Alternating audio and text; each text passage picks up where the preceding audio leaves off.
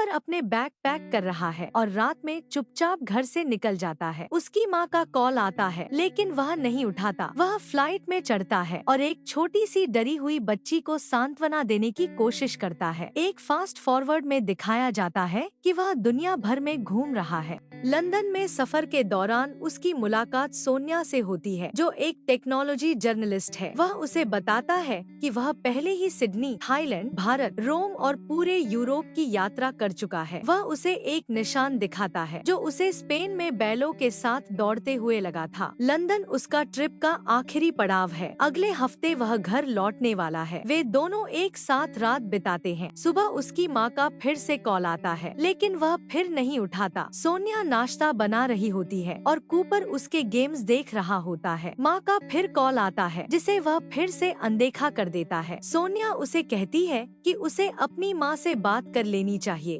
वह बताता है कि वह घर पर अपने पिता की देखभाल कर रहा था लेकिन पिछले साल उनके अल्जाइमर से निधन हो गया। उसके पिता उसके सबसे अच्छे दोस्त थे लेकिन जीवन के अंतिम दौर में वे उसे पहचान भी नहीं पाते थे। लेकिन उसकी माँ से वह वैसा रिश्ता महसूस नहीं करता, इसलिए उससे बात कैसे करे ये समझ नहीं आता। इसीलिए उसने ये ट्रिप शुरू की थी। वह माँ से बात करना चाहता है लेकिन आमने सामने, फोन पर नहीं। वह एटीएम जाता है लेकिन स्क्रीन पर इनसफिशिएंट फंड्स लिखा आता है। वह कस्टमर सर्विस कॉल करता है लेकिन कोई मदद नहीं मिलती। वह माँ को कॉल करने के बारे में सोचता है लेकिन सोनिया के पास चला जाता है। वह उसे बताता है कि वह एक ऐप के जरिए छोटे मोटे काम कर रहा है जिसका वह पूरी ट्रिप में इस्तेमाल कर रहा था। अब उस ऐप पर एक जॉब आई है, एक गेम कंपनी साइटो गेमो के लिए प्ले टेस्ट करने की। सोनिया बताती है कि ये एक बड़ी कंपनी है जो हॉरर गेम्स बनाती है। वह उसे एक मैगजीन दिखाती है जिसके कवर पर मालिक शॉ साइटो की तस्वीर है। कूपर सुझाव देता है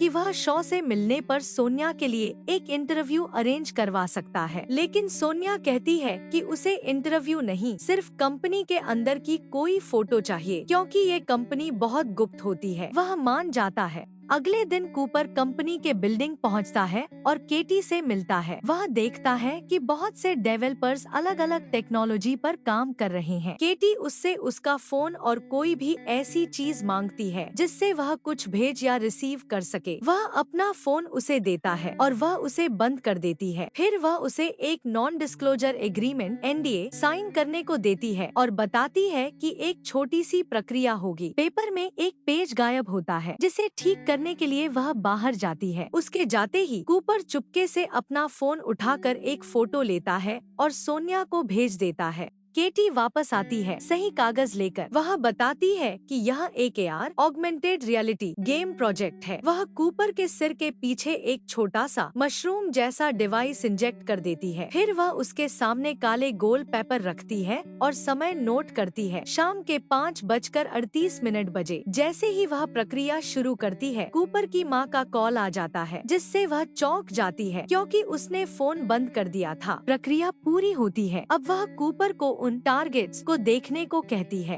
काले पेपर धीरे धीरे मेज में धंस जाते हैं और छेद बनाते हैं। एक वीडियो गेम जैसा गोफर उन छेदों में से बाहर आता है। केटी उस ग्राफिक्स को और डिटेल करती है। कूपर उसे खेलना शुरू करता है। वह उसे मारने को कहती है। कूपर AR में वह कमोल खेलता है और सफलतापूर्वक गोफर को मारकर गेम जीत जाता है। केटी उसे बताती है कि अभी तक जो हुआ वह सिर्फ एक टेस्ट डेमो था। अब वह चाहे तो पूरी एक्सपीरियंस को टेस्ट कर सकता है और बदले में उसे ज्यादा पैसे भी मिलेंगे। कूपर इस प्रस्ताव को स्वीकार कर लेता है। केटी उसे कंपनी के मालिक शॉ साइटो के पास ले जाती है। शॉ उसे बताता है कि वह हॉरर गेम्स बनाता है क्योंकि उसे लोगों को डर के मारे चौंकते देखना अच्छा लगता है। वे कूपर के सिर में लगे मशरूम डिवाइस को एक वायर से जोड़ते हैं ताकि एक न्यूरल नेट पैकेज, एक इंटेलिजेंस नेटवर्क उसके ब्रेन में अपलोड किया जा सके। यह नेटवर्क रियल टाइम में सीखता है और उसी अनुसार गेम एक्सपीरियंस को ढालता है।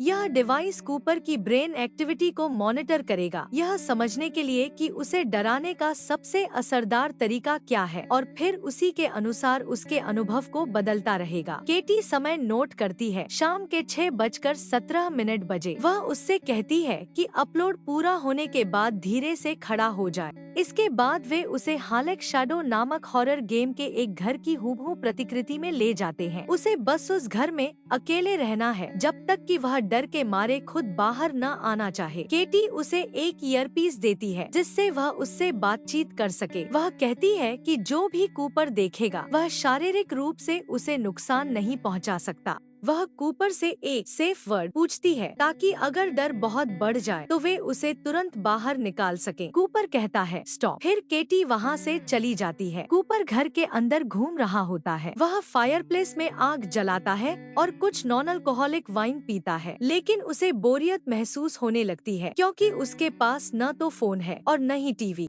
वह एक किताब उठाकर पढ़ने लगता है। तभी उसे एक मकड़ी दिखाई देती है जो उसकी ओर आ रही है। केटी उसे कंफर्म करती है कि वहाँ कोई मकड़ी नहीं है। कूपर मकड़ी को मारता है और वह गायब हो जाती है। लाइट्स झपकने लगती हैं। वह देखता है कि दीवार पर लगी पेंटिंग बार बार बदल रही है। ऊपरी मंजिल से उसे आवाजें सुनाई देती हैं। तभी उसे जोश पीटर्स दिखता है, उसका हाई स्कूल का बुली। वह केटी को बताता है कि ये नॉन अल्कोहलिक वाइन बहुत अच्छी है। केटी कहती है कि वह अब बड़बड़ाने लगा है। लोग जब डरते हैं तो ज्यादा बोलने लगते हैं। कूपर स्नैक्स ढूंढने के लिए किचन के कपबोर्ड की ओर बढ़ता है। जैसे ही वह दरवाजा बंद करता है, एक विशाल मकड़ी प्रकट होती है जिसका चेहरा जोश पीटर्स जैसा होता है। उसी समय उसका ईयरपीस काम करना बंद कर देता है। तभी दरवाजे पर दस्तक होती है। वह दरवाजा खोलता है और सामने सोनिया खड़ी होती है। वह कहती है कि वह खतरे में है। कूपर को यकीन नहीं होता कि वह इतनी असली लग रही है। वह उसे छूकर देखता है और पाता है कि वह सच में वहाँ है। कूपर को लगता है कि केटी ने ही उसे भेजा है ताकि उसका दिमाग और ज्यादा गड़बड़ाया जा सके, लेकिन सोनिया बताती है कि शॉ का ब्रेनम श्रूम का पेटेंट अस्वीकृत कर दिया गया था क्योंकि उसे बहुत खतरनाक माना गया। पिछले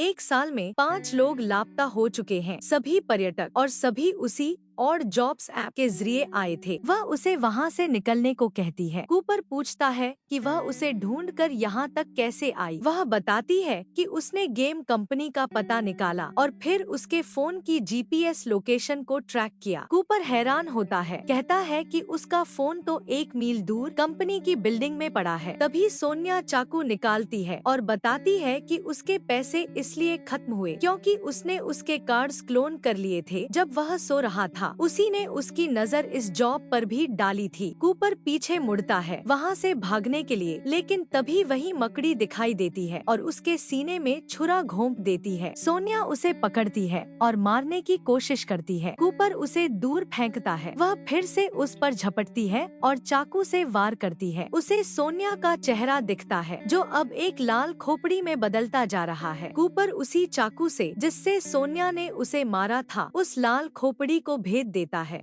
कूपर दर्द से चीख उठता है। वह देखता है कि सब कुछ सामान्य हो गया है। उसका ईयरपीस फिर से काम करने लगता है। वह केटी से कहता है कि जो कुछ भी उसके साथ हुआ वह सब कुछ उसने महसूस किया, वास्तविक दर्द की तरह। केटी कहती है कि ऐसा नहीं हो सकता। जो कुछ भी वह देखता है वह सिर्फ ऑडियो विजुअल है, शारीरिक तौर पर उसे कुछ नुकसान नहीं पहुंच सकता। कूपर कहता है कि वह अब रुकना चाहता है और बाहर निकलना चाहता है। वह अपने सिर से मशरूम डिवाइस निकालने की कोशिश करता है, लेकिन केटी उसे रोकती है, कहती है कि ऐसा करने से उसकी जान जा सकती है। वह उसे एक्सेस पॉइंट तक पहुंचने को कहती है। केटी उसे ऊपर की मंजिल पर ले जाती है। वह चाहती है कि वह बाईं ओर वाले कमरे में जाए, लेकिन कूपर डरता है कि वहाँ उसकी माँ होगी। वह दरवाजा खोलता है और देखता है कि वह तो बस एक सामान्य सा बेडरूम है। वह पूछता है कि एक्सेस पॉइंट कहाँ है। केटी कहती है कि कोई एक्सेस पॉइंट है ही नहीं। उसने उसे इस कमरे में इसलिए लाया ताकि वह देख सके कि क्या उन्होंने कूपर को इतना तोड़ दिया है कि वह अब बिना सवाल किए बस आज्ञा मानता है। फिर वह उससे उसकी माँ के बारे में पूछती है, वह कैसी दिखती है, और भी बहुत से व्यक्तिगत सवाल पूछती है, लेकिन कूपर को कुछ भी याद नहीं आता। केटी बताती है कि मशरूम अब उसकी यादों को ओवरराइट कर रहा है। कूपर आईने में खुद को देखता है। वह खुद को पहचान तक नहीं पाता और जल्द ही वह भी अपने पिता जैसा हो जाएगा। वह गुस्से में ईयरपीस निकाल देता है, लेकिन फिर भी केटी की आवाज सुनाई देती रहती है। वह चीखने लगता है और आईना तोड़ देता है। वह आईने के टुकड़े टुकड़े को उठाकर मशरूम निकालने की कोशिश करता है, लेकिन सिक्योरिटी आ जाती है और उसे रोक देती है। केटी भी आती है और मशरूम को बंद करने की कोशिश करती है, लेकिन वह नहीं कर पाती।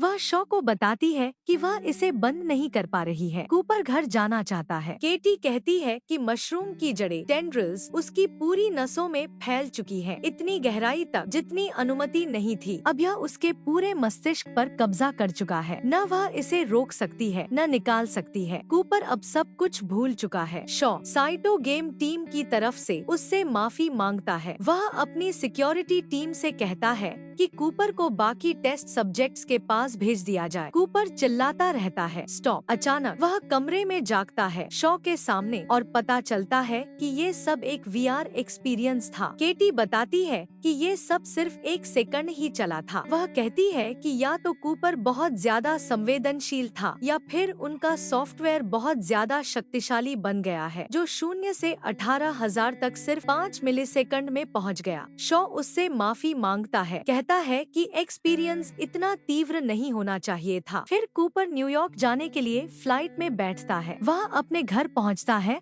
और अपनी माँ से बात करता है। उसकी माँ कहती है कि उसे कूपर को कॉल करना है। वह फोन उठाती है और पूछती है, कूपर कहाँ चला गया? कूपर कहता है, मैं यहीं हूँ माँ, लेकिन उसकी माँ उसे पहचानती नहीं। तभी यह खुलासा होता है कि कूपर अब भी उसी प्रक्रिया से जुड़ा हुआ है जो एपिसोड की शुरुआत में शुरू हुई थी। वह चिल्ला रहा है, मॉम। उसी समय उसकी माँ वास्तव में उसका कॉल कर रही होती है और घड़ी में समय दिख रहा है 5:38 PM। शॉ आता है और केटी से पूछता है, क्या हुआ? केटी बताती है कि कूपर ने प्रक्रिया शुरू होने से पहले अपना फोन चालू कर लिया था और जैसे ही उसकी माँ का कॉल आया, उस सिग्नल ने अपलोड सीक्वेंस में हस्तक्षेप किया। इससे उसका पूरा मस्तिष्क एक साथ सक्रिय हो गया। हर सिनेप्स जल उठा और कूपर की तुरंत मृत्यु हो गई। इस पूरे समय वह बस अपनी माँ को पुकारता रहा। वे उसका शव उठा कर ले जाते हैं। टेस्ट की कुल अवधि दर्ज होती है 0.04 सेकंड। एपिसोड खत्म होता है जब केटी उसकी मृत्यु का पूरा विवरण डेटाबेस में दर्ज कर रही होती है।